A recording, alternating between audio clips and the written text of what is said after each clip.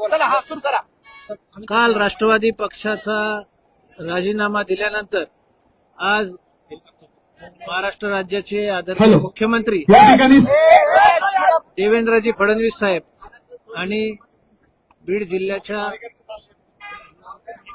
आणि महाराष्ट्राच्या भाजपाच्या नेत्या आमच्या नेत्या आदरणीय पंकजाताई मुंडे साहेब यांच्या मार्गदर्शनाखाली भारतीय जनता पार्टीमध्ये आम्ही आणि आमचे सर्व सहकारी हे प्रवेश घेत आहोत आणि येणाऱ्या स्थानिक स्वराज्य संस्थेच्या निवडणुकीच्या अनुषंगानं आम्ही तयारीत आधीपासून होतो.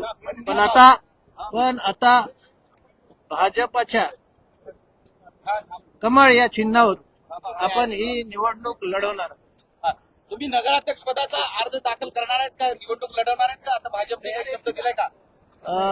तिथे अनुसूचित जातीचं नगराध्यक्ष पदाला महिलेसाठी रिझर्वेशन आहे, त्यामुळं त्या कॅटेगरीतील उमेदवार त्या ठिकाणी कमळ या चिन्हावरच आम्ही लढवणार आहोत. काय जबाबदारी काय पार पाडणार, कारण जबाबदारीमुळे तुम्ही नाराज झालेले आहेत.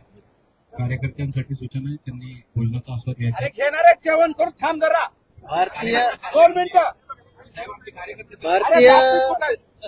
भारतीय जनता पार्टीच्या सर्व पदाधिकारी आणि केडर यांना सोबत घेऊन त्यांचं आणि आमचं युनिट हे मिळून आता एक पक्ष म्हणून आणि एक युनिट म्हणून आम्ही त्या ठिकाणी निवडणूक लढवतो. एक प्रश्न असा आहे की काय जबाबदारी काय दिली आणि तिकडे काय कुठल्या कशामुळे तुम्ही नाराज झाले आणि इकडे येऊन काय खुश झाले ते आम्हाला सांगा. नाही, जबाबदारी तर प्रत्येक निवडणुकीचीच आहे. आता इथून पुढच्या सर्व बीड विधानसभा क्षेत्राची जबाबदारी राहील आणि त्यासोबतच तिकडून मी आलो त्याचा काही कारण होते, इकडं आलोय तसा मोकळा श्वास घेतल्याची भावना आहे. Okay, thank you.